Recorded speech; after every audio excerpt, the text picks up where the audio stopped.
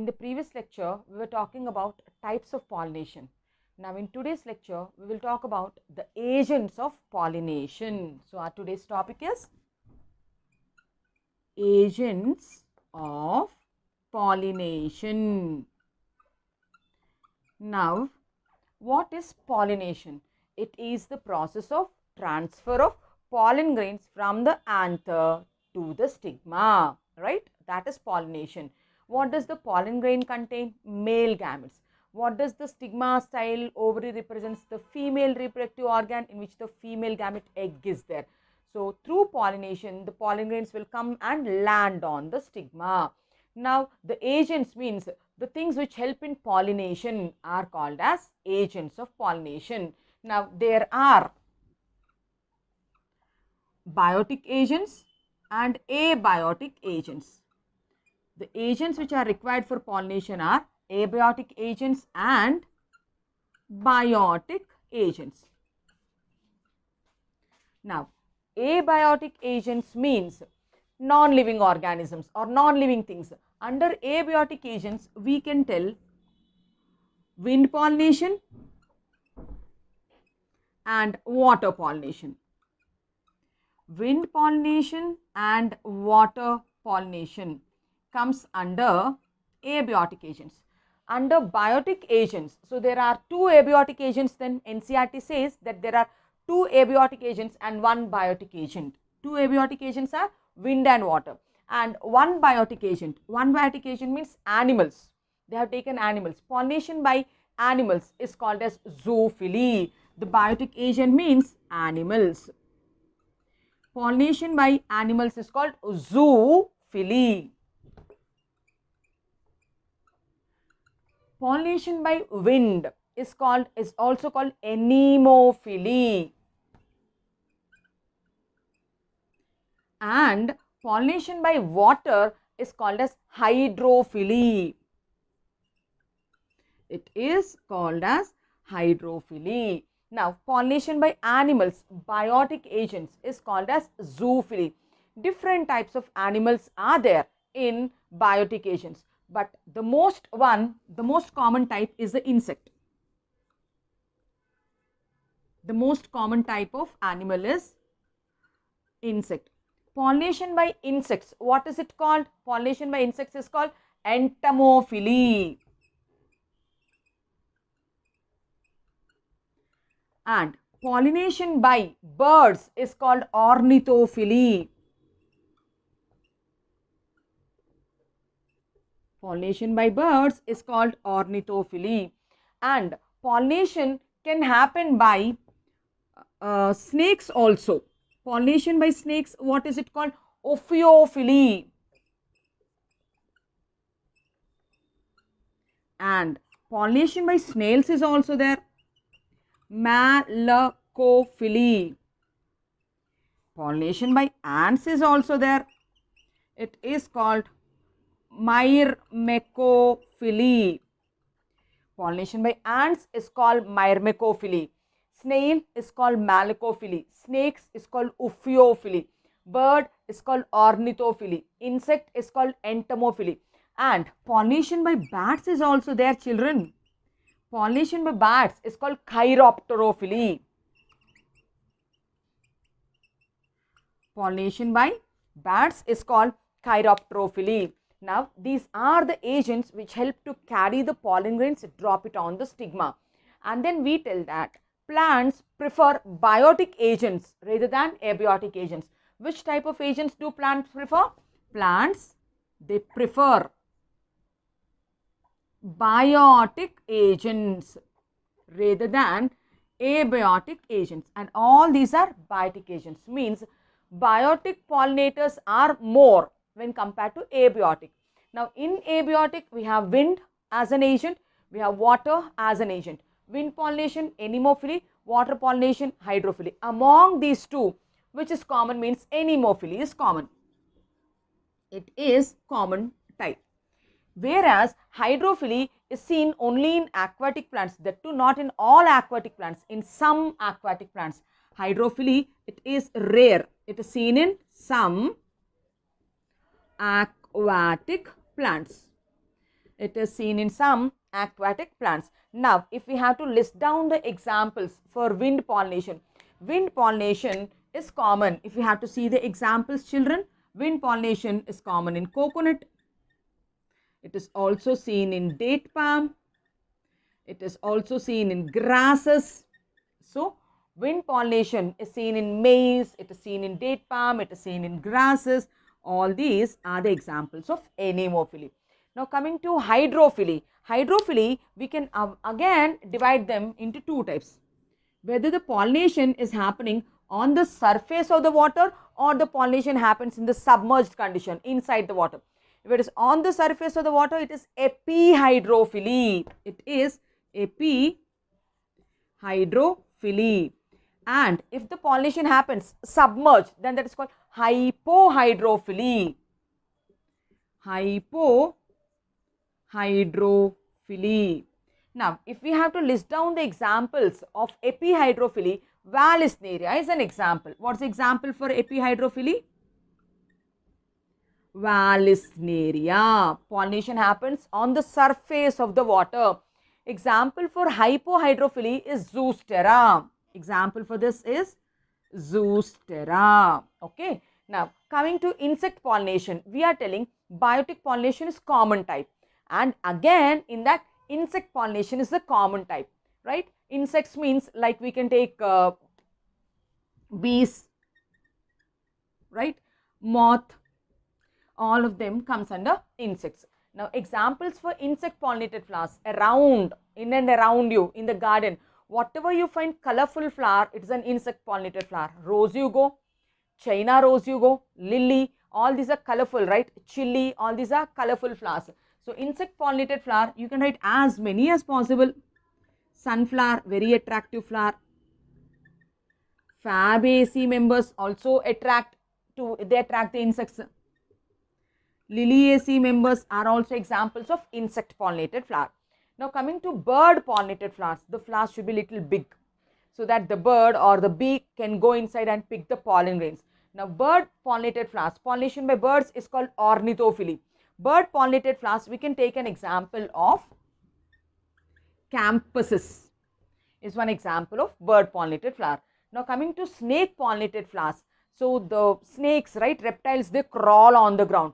Cucumber and all, watermelon and all, which are creepers on the ground, they will be pollinated by snakes. So, we can take cucumber as an example of snake pollinated flower. Now, pollination by snails is called as malacophily. Example is Volvulus. Is an example for a plant which is pollinated by snail. Pollination by ant. Mango inflorescence, if you have seen, it is full of ants, right? So, mango's inflorescence is pollinated by ants. And again, we can see the example of Polygonum. Polygonum is pollinated by ants, and mango also. Now, coming to bats, if you have seen like banana trees and all, so bats will visit because bananas are pollinated by bats. So, we can take example of banana pollinated by bats. So, in this what we have seen is we are talking about the agents of pollination, and then we are telling the agents are abiotic agents and biotic agents. NCERT says that there are 2 abiotic agents and 1 biotic agent. Abiotic agents are wind pollination and water pollination. Wind pollination is a common type among abiotic agents. Water pollination is a rare, seen in some aquatic plants, that 2 monocots, around 30 genera. Examples for anemophily, there are so many, we listed few. What are they? Coconut, date palm, grasses, maize, cannabis, all these are the examples of anemophily. Hydrophily, whether the pollination is happening above the surface of the water or inside the water. Above is called epihydrophily. Vallisneria is an example. In the surface, submerged condition, it is hypohydrophily. Zostera is an example. Now, biotic agents means they are insects, birds, snakes, snail, ant and bats like this. For insect, it is called entomophily. It is a common type. Insect pollination is a common type under biotic agents. Now, whatever colorful flowers you find, they are pollinated by insects only. So, sunflower is very much colorful. Fabaceae, that standard petal and all, they are very much colorful. Tulip flower, all these are colorful flowers. Liliaceae, they are pollinated by insects. Pollination by birds is called as ornithophily. Example, campuses. Pollination by snakes is called ophiophily. Cucumber and all, which are on the ground. Reptiles, they crawl on the ground, then they can pollinate. Pollination by snails is called malmacophily. Example is volvulus. Pollination by ant is called myrmecophily. Mango inflorescence has many ants, means ant can pollinate it. Polygonum is another example. Pollination by bat is called chiropterophily. Example, we can go with banana. Now, let us talk about each and individual pollination in detail. Okay. Nemo means wind. Phily means loving. Now, pollination by wind is called anemophily. Anemophily comes under abiotic agent. Now, under abiotic agent, wind pollination is a common type, right? So, we can tell that pollination by wind is most common among abiotic agent. Pollination by wind is most common type in abiotic agents, correct?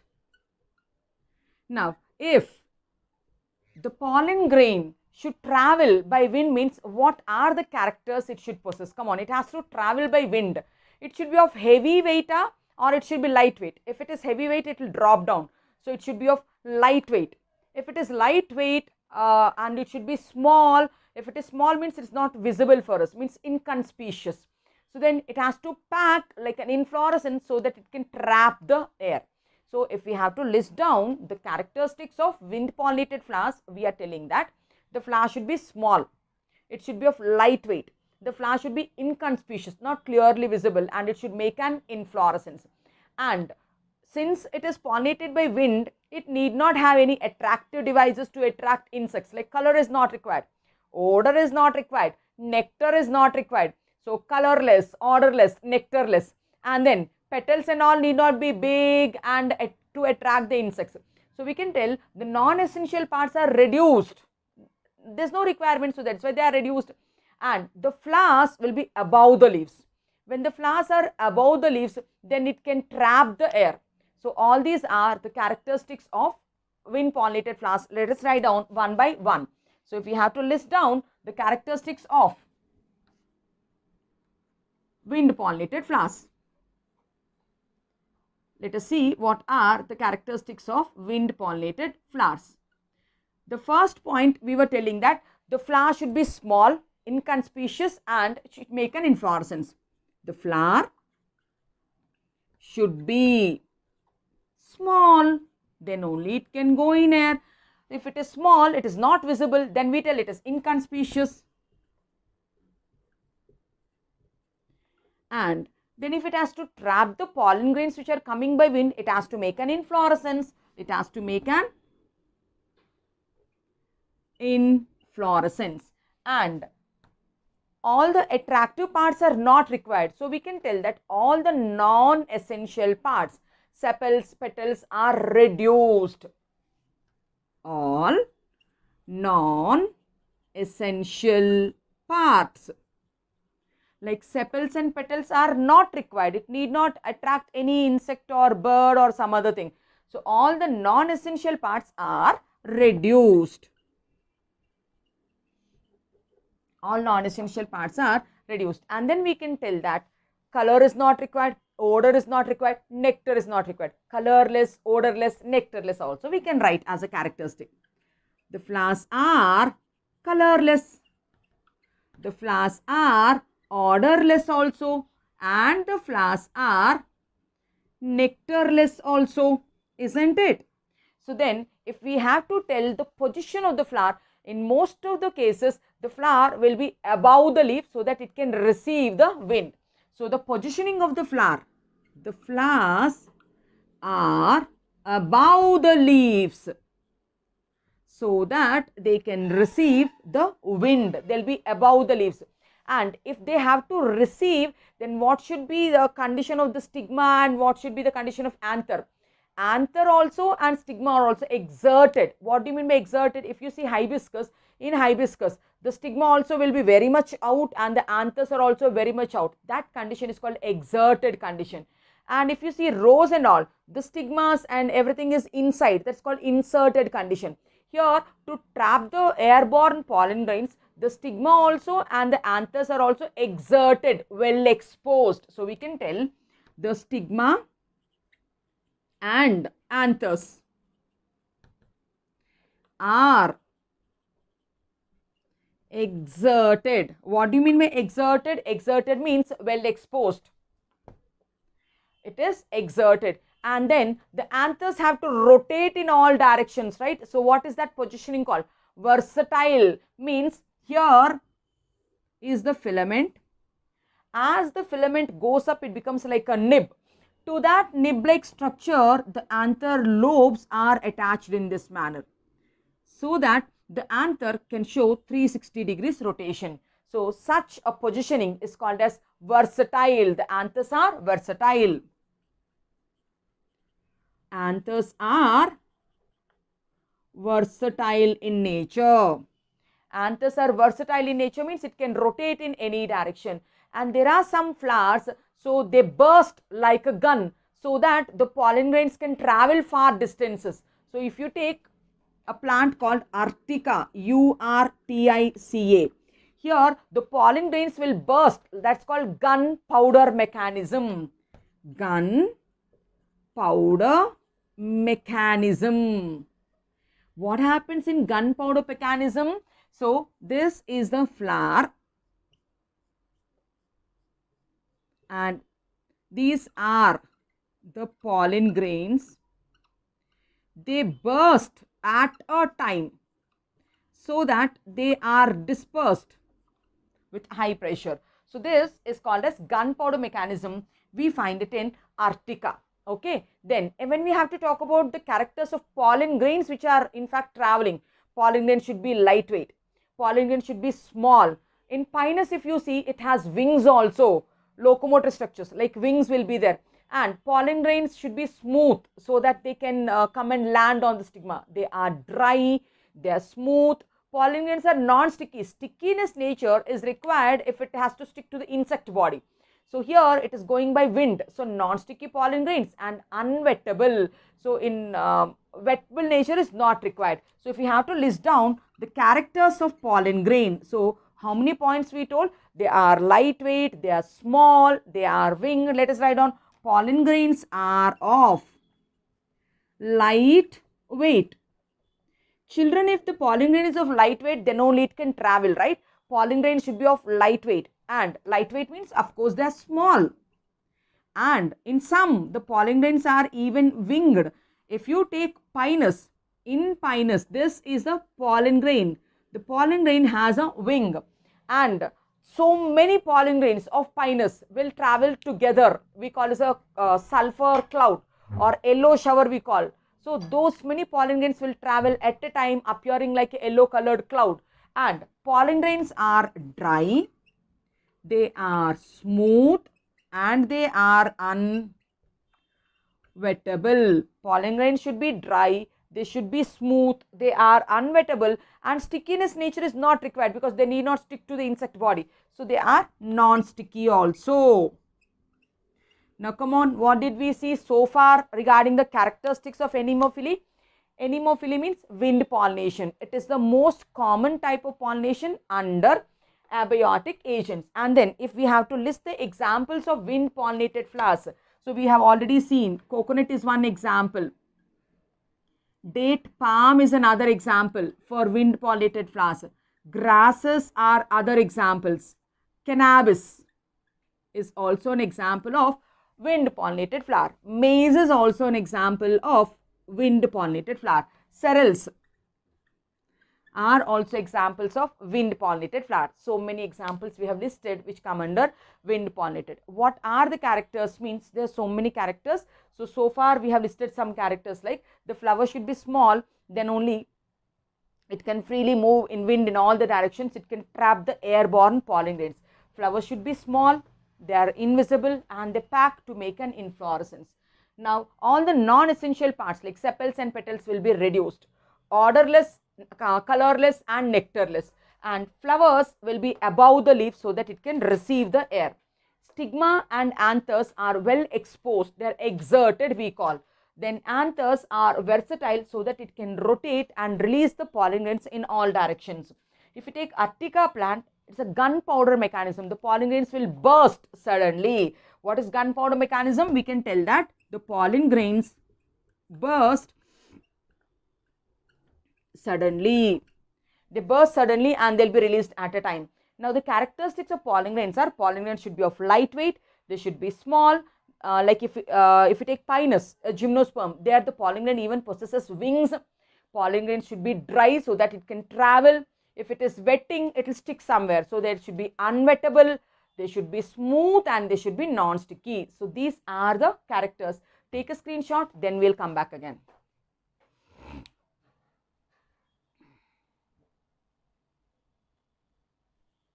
Yes.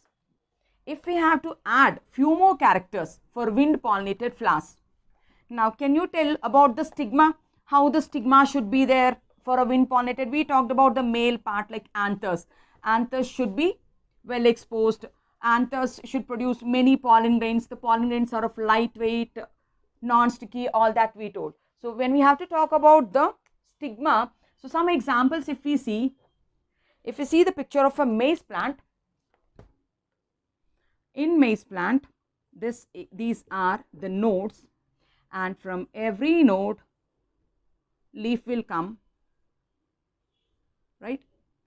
At the axis of the leaf, inflorescence will be there, female inflorescence will be there, which is called as corn cob. At the axis, corn cob, the sweet corn what we eat is a female inflorescence, and when we try to open the sweet corn, we find there are long hairy structures. So what are these long hairy structures which are covering? They are the stigmas and styles. So that means the stigma and style are long and feathery to trap the airborne pollen grains. So this is the stigma and long hairy styles, and female inflorescence it is. The female inflorescence in the maize plant is called as cob, corn cob. And then where is the male inflorescence? Maize plant is monoecious, means male and female are present on the same structure. The male inflorescence is called tassel, which is located on the top of the plant. Here we see. Now this is a male inflorescence on which the anthers are seen. These are the anther lobes. So what is this male inflorescence called? It's called tassel.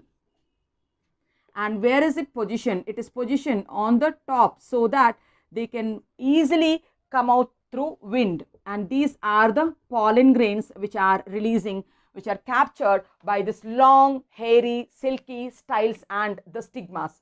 So what is this male inflorescence called? This is the male inflorescence. Male inflorescence is called tassels. Female inflorescence is called corn cob. So one plant we have seen, and what else we are telling? The stigma and styles. If we see another plant, in that plant we are telling that the non-essential parts are reduced. Like these are the dried tepals, means sepals and petals are fused to make perianth and they are reduced. So we can tell they are dry tepals because they are not attractive, they need not attract insects. Now then the stigma and the styles are feathery. The stigma, and this is the stigma and the style, it is feathery to trap the airborne pollen grains. So this is feathery stigma to trap the airborne pollen grains. And if we have to see the anther, it has a long and loose filament. They have, so see I am drawing long filaments. Long and loose filaments will be there. To this long and loose filaments, exerted anthers or versatile anthers will be there, well exposed anthers. So this is the one lobe of anther, this is the other lobe of anther, and here is one lobe of anther and here is the other lobe of anther. So what is this? This is the long and loose filament, so which can give the flexibility to the anther.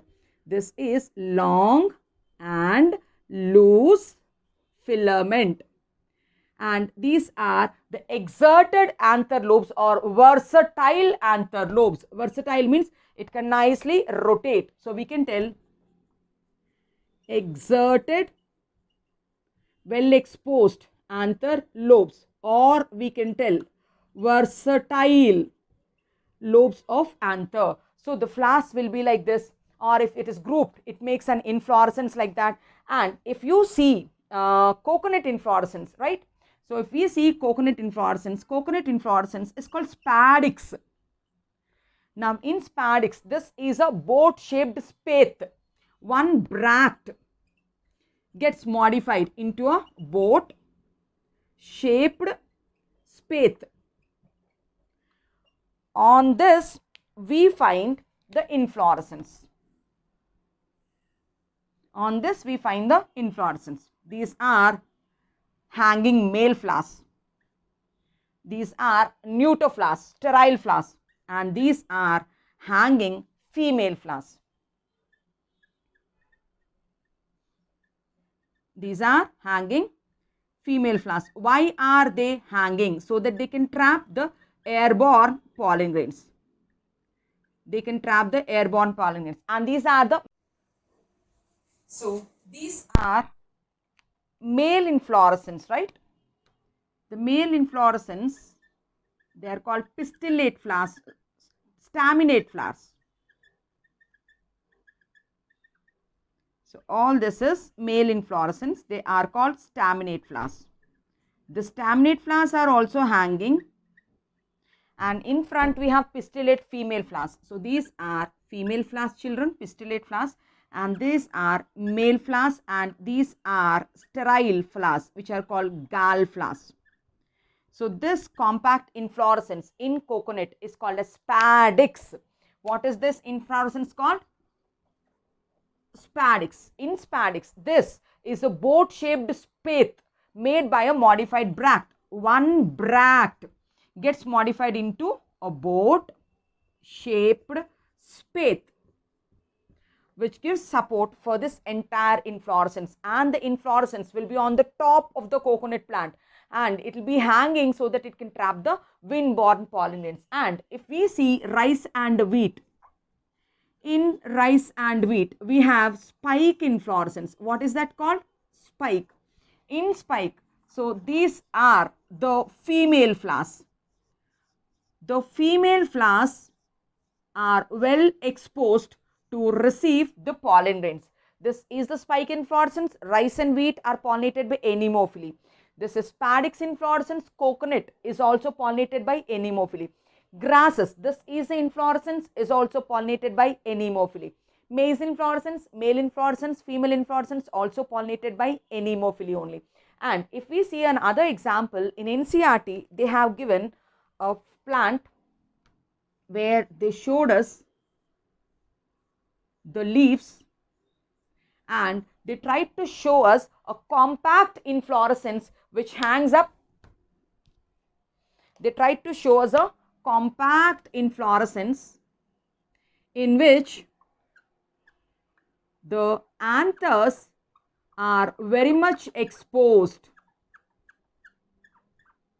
This is the picture. You can go through the NCERT and see, and they are showing all these are well exposed anthers. So these are exposed anthers. It is a compact inflorescence. Now, only when the inflorescence is such compact, it can release pollen grains at a time. And again, when the female inflorescence is also such compact, it can receive pollen grains. It can trap pollen grains also at a time. See how many female flowers are here. So children, all these are the pictures of anemophily. Maize plant, the inflorescence, the female inflorescence is called corn cob. The male inflorescence is called tassel. In grasses, it's a common inflorescence. In coconut, it is called spadix inflorescence. In rice and wheat, it is spike inflorescence. This is a common type of cob inflorescence. Take a screenshot, then we will discuss again.